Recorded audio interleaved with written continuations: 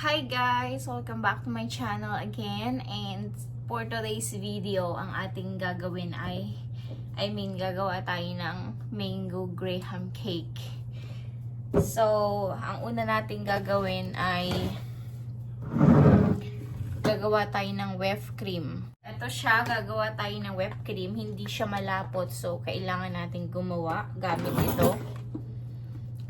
Hindi ko alam gumawa dati, no? Pinanood ko lang sa YouTube kung paano gumawa ng whipped cream. Yung pang lagay sa top. So, yun yung ilalagay natin. Konti lang naman yung ating gagawin. Kasi nag-crave yung asawa ko nung Christmas gumawa ako. Nagustuhan niya. Alam niyo ba yung tira namin? Doon kasi kami nagpasko sa kaibigan namin. Yung tira naming graham, inuwi ba naman? Nakatingin yung mga kaibigan niya kasi gustong-gusto rin nila yon. Inuwi ng asawa ko, ang damot, diba? Tapos sabi niya, gumawa ka ng whipped cream. May ubo siya, kaya ngayon lang ulit ako gagawa kasi may ubo siya eh. So, kahit may ubo siya, gusto pa rin niya kumain ng ganito. Ganito siya guys, o tingnan niyo.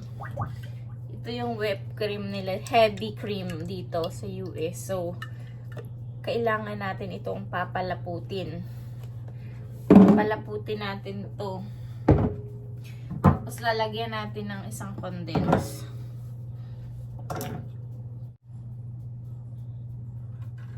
Sana kasya na yung kasya na tong gatas. Matamis na. Tanggal na. Gamit to. Paano? Alam niyo, takot akong gumamit nito. Kasi pag di mo to nalak, talagang tatalsik to. Ingay ito guys ha.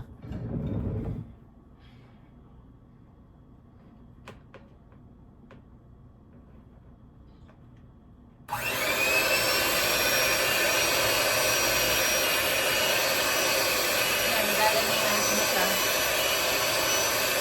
Magbubuo yan namin. So, update after 15 minutes. Ganito na yung texture niya, guys. Medyo malapot na siya. So, kailangan talaga natin ng mga 30 minutes or 40 minutes. Diba kanina ano pa siya, watery. Ngayon medyo maano na siya. Matag dito. Malapot na siya.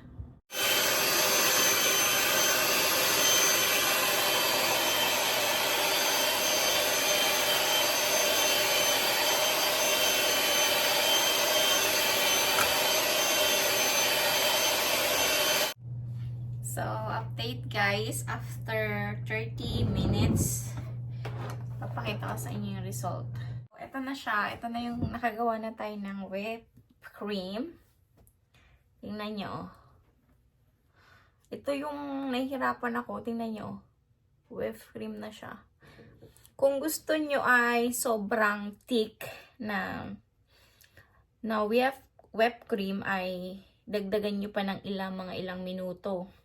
Sa akin kasi okay na tong ganito. 30 minutes siya, okay na yung ganito. Tamang-tama na to sa mango graham ko. Nga pala guys, wala kaming mango din kasi mahirap ang mangga dito, lalo na hindi naman season. So, bumili kami ng diced mango. Slice siya na cube-cube. So, pang-amin lang naman to. So, ito na lang yung gagamitin ko. Sana ay okay siya. Tingnan na. Check natin kung pwede. Tingnan nyo. Pwede na to, no? Pang toppings lang naman eh. Sayang yung sabaw. Ba't ko tinapon?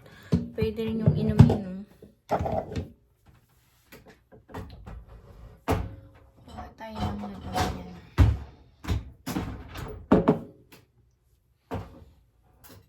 Lagay natin dito.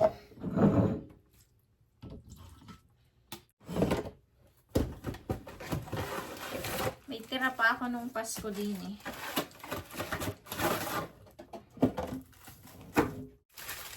Ang tamis.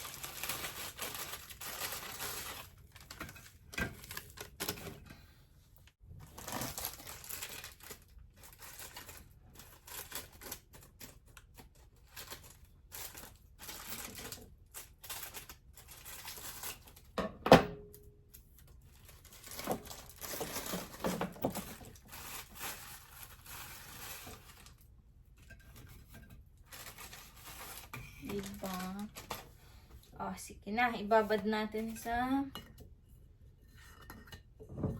konti lang para lalo lumambot. Nakikita niyo ba?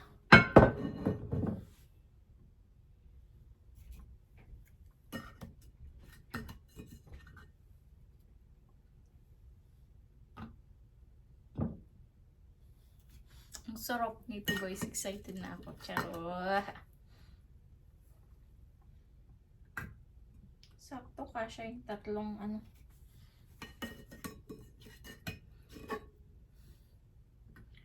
Uy, parang sinukat. Kasya yung ano. Sahatiin natin dito. Hindi pa pantay.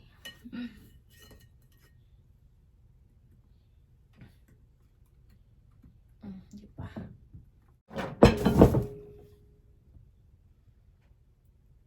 Yan, ganyan.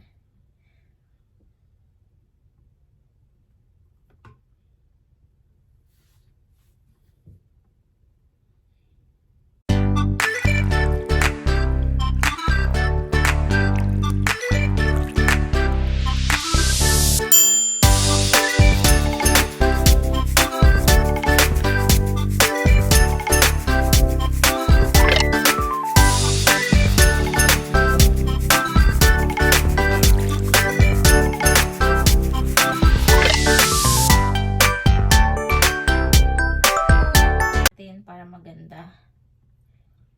Diba?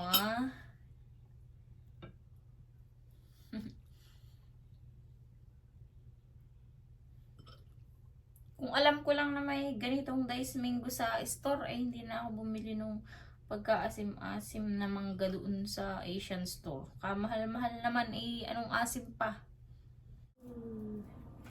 Diba?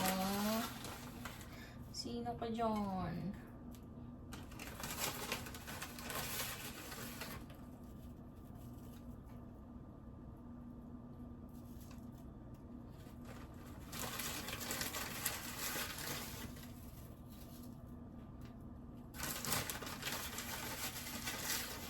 Punong-puno na to.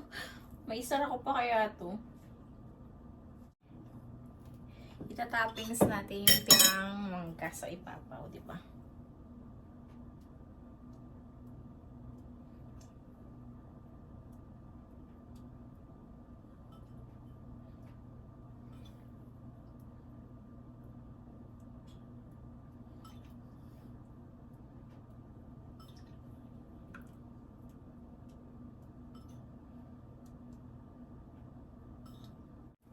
Ito na yung ating finish Graham cake.